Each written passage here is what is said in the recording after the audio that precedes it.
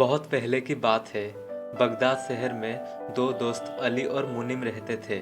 अली बहुत गरीब था और किसी के घर बकरियां चराकर अपना गुजारा करता था। वो स्वभाव से बहुत ही ईमानदार और भला इंसान था, जबकि मुनीब अमीर था और वो स्वभाव से लालची इंसान था। बहुत व्यापार और पैसे होने के बावजूद भी उसको और पैसे चाहिए था। एक दिन की बात है, अली बकरियां लेकर जंगल में चराने ले गया।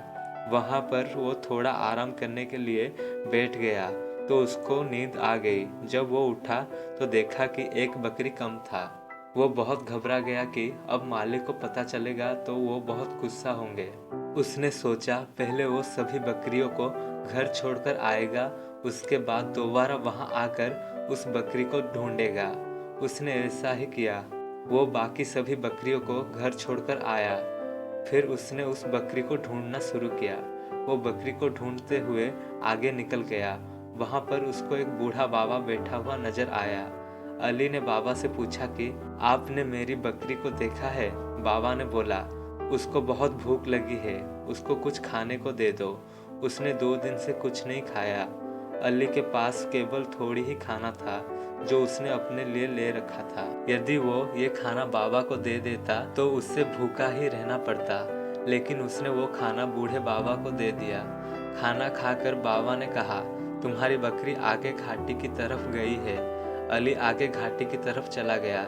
जाते जाते रात हो गई। अली को एक गुफा नजर आई। वो उस गुफा में चला गया। उस आज रात इसी में गुजारनी पड़ेगी। वो सोने लगा, लेकिन भूख के कारण उसको नींद भी नहीं आ रही थी। उसने बोला, काश मेरे पास खाना होता। इतना बोलते ही उसके सामने बहुत से शाही पकवान की दावत आ गई।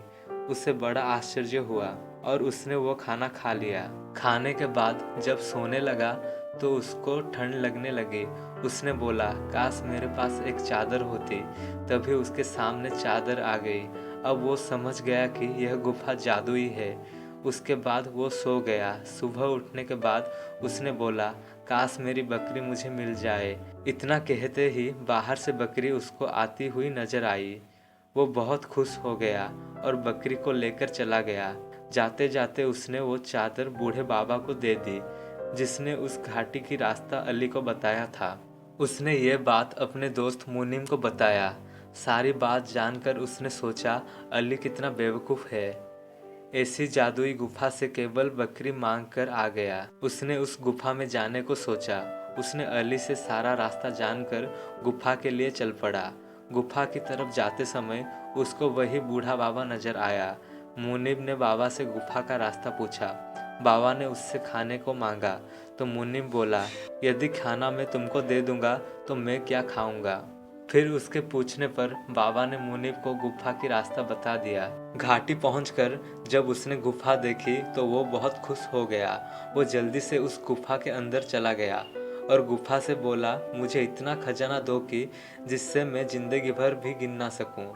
पहले तो कुछ नहीं हुआ, लेकिन कुछ समय के बाद उसके सामने खजाना आने लगा और वो बहुत खुश हो गया। धीरे धीरे वो खजाना बढ़ता ही जा रहा था। मुनीब खजाने को गिनने में लग गया। वो खजाना गिनने में इतना मगन हो गया कि उसको इसका ध्यान नहीं रहा कि बढ़ते खजाने से गुफा का दरवाजा बंद हो रहा था। कुछ ही देर में गुफा का दरवाजा पूरी तरह से बंद हो गया। उसके बाद भी खजाना बढ़ती ही जा रहा था और मुनीब को ये बात पता ही नहीं था। और कुछ समय बाद मुनीब उस खजाने में दबकर मर गया। दोस्तों, हमें इस कहानी से ये सीखने को मिलता है कि हमें कभी भी लालच नहीं करना चाहिए। लालच एक बुरी बला है।